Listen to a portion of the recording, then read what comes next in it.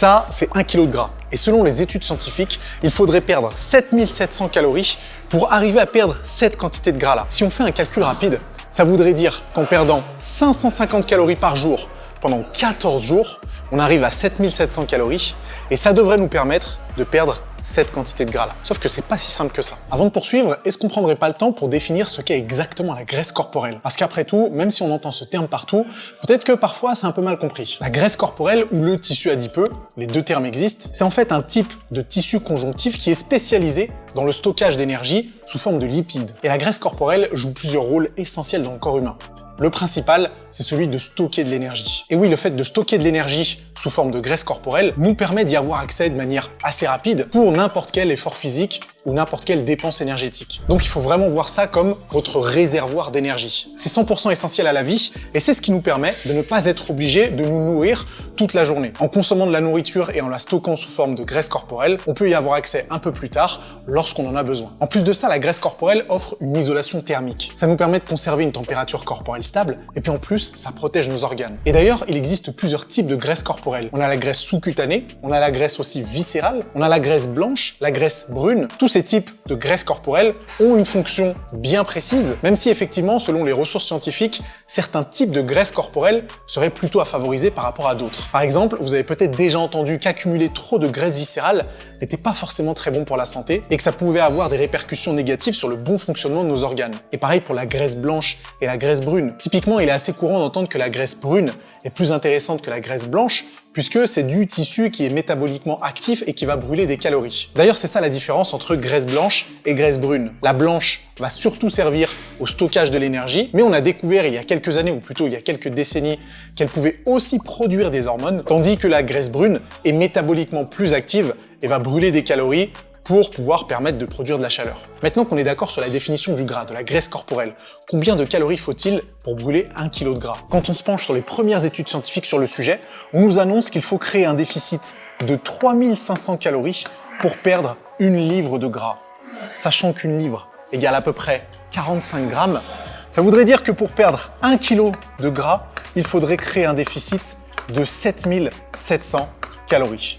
Et oui, ça fait beaucoup. C'est vrai qu'à première vue, 7500 calories pour brûler ce petit truc flasque, ça paraît quand même beaucoup. Et pourtant, ce chiffre, il sort pas de nulle part. La règle des 7700 calories, elle provient d'un article qui date de 1958 et qui a été publié dans le Clinical Journal of Nutrition. En fait, dans cet article, un médecin il décrit comment il a retiré 1 kg de gras à un patient pour ensuite calculer le contenu énergétique du tissu adipeux. Et du coup, cette estimation, elle repose sur la teneur calorique de la graisse pure, c'est-à-dire 9 calories par gramme. Mais cette valeur est ajustée pour la composition réelle du gras dans le corps humain, qui contient également une petite partie d'eau et quelques protéines. Ce médecin a alors déterminé qu'en brûlant 3500 calories, on devrait être en mesure de brûler 1 livre de gras par semaine. Et au fur et à mesure des années, cette règle des 3500 calories, c'est un peu devenu un conseil standard. On disait donc aux personnes qui voulaient perdre du gras que s'ils réduisaient leur apport calorique de 500 calories par jour, eh bien au bout d'une semaine, ils devraient être capables de perdre 1 livre de gras. 500 calories x 7 égale 3500, 1 livre en moins. Ceci dit, c'est probablement un peu plus compliqué que ça en a l'air. Bon, vous commencez à capter que ce fameux déficit de 500 calories par jour, il est un peu arbitraire pour la perte de gras. Parce que certes, si on s'en tient uniquement au calcul, 500 calories x 7, 3500 calories, 500 grammes de gras perdus par semaine. Le souci, c'est que ce calcul, il prend pas en compte les nombreux phénomènes physiologiques qui interviennent dans la perte de gras. Et aujourd'hui, heureusement, avec toutes les recherches scientifiques qui ont été faites sur le sujet, on comprend bien que l'histoire est un petit peu nuancée, et si c'était aussi facile que ça se saurait. Attention, ça veut pas dire qu'un déficit de 500 calories par jour, c'est une mauvaise méthode, hein. Je dis absolument pas ça. Mais sauf qu'il faut pas être surpris qu'en suivant cette méthode-là, vous n'arriviez pas à perdre précisément 500 grammes de gras par semaine. Ok, il y a un truc que j'ai mentionné dans certaines de mes précédentes vidéos, c'est le terme substrat énergétique. Et en fait, ce terme-là, substrat énergétique, ça désigne quel est le substrat qui va être utilisé lorsque vous faites un effort physique ou lorsque vous faites un effort tout court. Et des substrats énergétiques, il n'y en a pas des tonnes. Il y a évidemment le glucose, il y a les acides gras et les acides aminés. Et en fonction de l'effort physique que vous allez faire, eh bien votre corps va principalement utiliser un substrat énergétique plutôt qu'un autre. Peut-être que vous avez déjà entendu dire qu'avant un effort physique intense,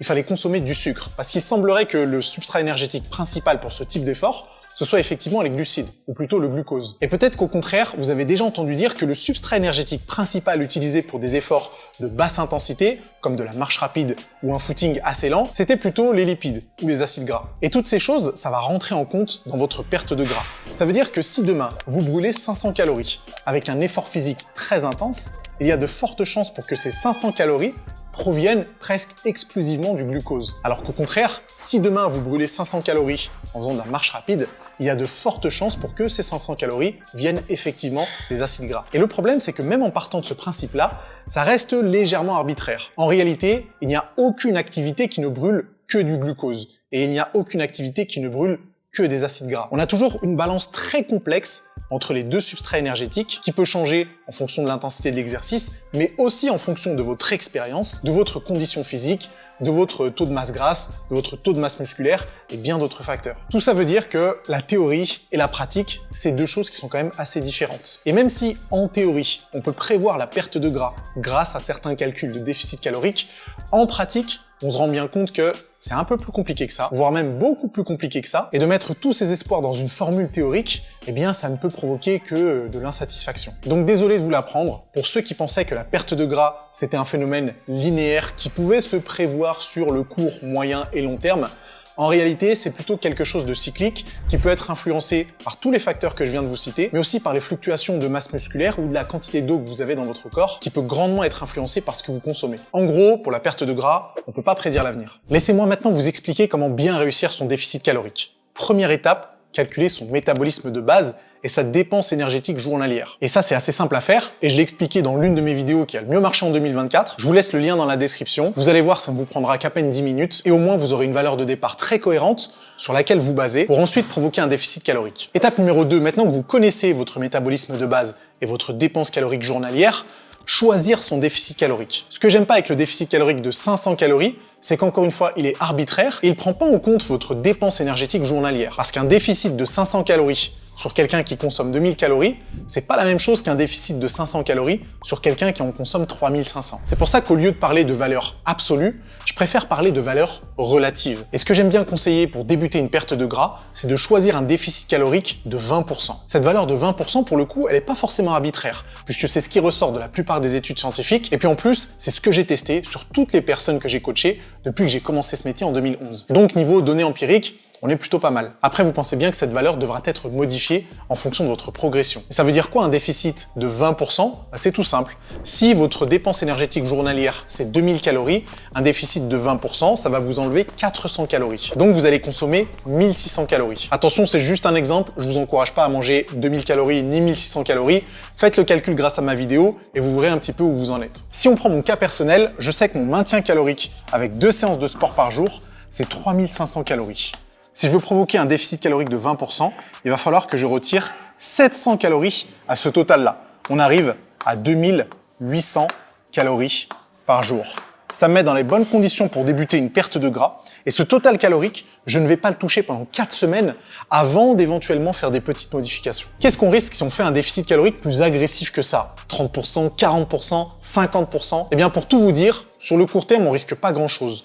Le problème, c'est que ça reste un petit peu risqué. Et je ne recommande que très rarement d'aller plus haut que 30% de déficit en début de perte de gras. 20%, ça devrait vous suffire à progresser pendant au moins quelques semaines, et puis après, vous aurez qu'à l'augmenter ou le réduire en fonction de votre progression. Étape 3, est-ce que ça vaut le coup de faire évoluer ce déficit calorique au fur et à mesure de votre perte de gras? La réponse est oui. Il est très rare de continuer à perdre du gras sur 6 semaines, 8 semaines, 10 semaines, 12 semaines en gardant précisément le même déficit calorique. Il y a de fortes chances pour qu'après quelques semaines, vous soyez obligé d'augmenter un petit peu le déficit calorique et ou d'augmenter votre dépense calorique. En général, c'est souvent comme ça qu'on fait pendant une perte de gras, c'est que soit on réduit la quantité de nourriture qu'on consomme, soit on augmente la quantité de sport qu'on fait. Et bien sûr, on peut faire les deux en même temps, c'est ce que je fais par exemple dans mon programme de perte de gras Superset. Le truc, c'est que l'évolution du déficit calorique au fur et à mesure des semaines, pour ça, il n'y a pas de règle établie, parce que ça dépend réellement de votre progression. Et certains individus vont être très réceptifs et vont progresser assez rapidement pour que le déficit calorique puisse être gardé à peu près à la même valeur, alors que pour d'autres, Malheureusement, en fonction de leur passé sportif, de leur masse musculaire, de leur sensibilité à l'insuline, ils vont devoir passer de 20 à 30% à partir de la semaine 4 et de 30 à 40% à partir de la semaine 8. Malheureusement, on n'est pas tous égaux face à la perte de gras. La bonne nouvelle, c'est que tout le monde peut progresser. Et l'étape 4, qui est très importante à prendre en compte, c'est de ne pas se précipiter. Si au bout de 5 jours, vous ne voyez pas de résultat et que vous commencez à augmenter votre déficit calorique de manière drastique, laissez-moi vous dire que c'est pas le déficit calorique le problème. Le problème, c'est votre patience. On perd pas du gras en 4 ou 5 jours. Donc laissez le temps à votre déficit calorique de faire des merveilles et attendez plutôt 2 semaines, voire même 3 semaines avant de modifier le plan d'attaque. Est-ce que ça vous intéresse de savoir ce que devient le gras perdu? Eh bien, lorsqu'on perd du gras, que ce soit par le biais d'un déficit calorique ou par l'augmentation d'exercice physique, les graisses qui sont stockées sont en quelque sorte décomposées pour produire de l'énergie. Et ce processus métabolique de décomposition d'énergie va libérer des atomes de carbone, d'hydrogène et d'oxygène qui sont contenus dans les molécules de gras. À partir de là, ces atomes sont transformés en dioxyde de carbone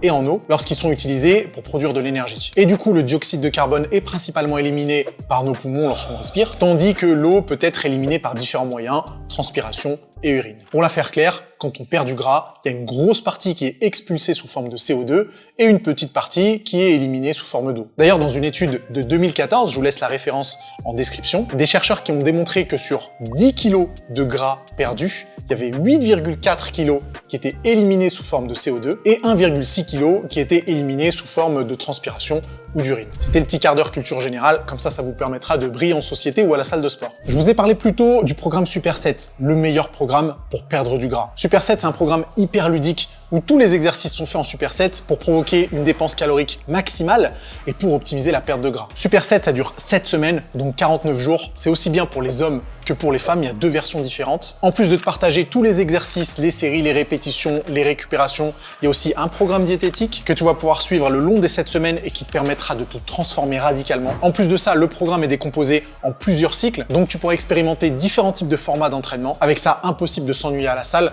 toujours en gardant un maximum de cohérence. Avec Superset, tu vas atomiser du gras, tu vas conserver ta masse musculaire, voire même la développer. Donc si tu cherches à te mettre en forme rapidement, c'est le programme qu'il te faut. D'ailleurs, il a été suivi par plus de 4500 personnes qui se sont transformées en moins de 50 jours. Je te laisse cliquer sur le premier lien dans la description pour choper Superset. Attention, je tiens à te prévenir, les séances sont ultra intenses mais très efficaces, donc clique sur le premier lien pour commencer Superset rapidement. Et puis, si vous voulez savoir comment je suis passé de 15% à 10% de masse grasse, j'ai fait une vidéo sur le sujet. Elle s'affiche à l'écran, vous allez voir, elle est super intéressante. Et en plus de vous y apprendre comment calculer votre métabolisme de base et votre dépense calorique journalière, eh bien, je vous montre un petit peu quel est mon quotidien et ce que je mange dans la journée pour arriver à cet objectif-là. J'espère en tout cas que la vidéo vous plaira et nous on se retrouve très vite pour d'autres conseils.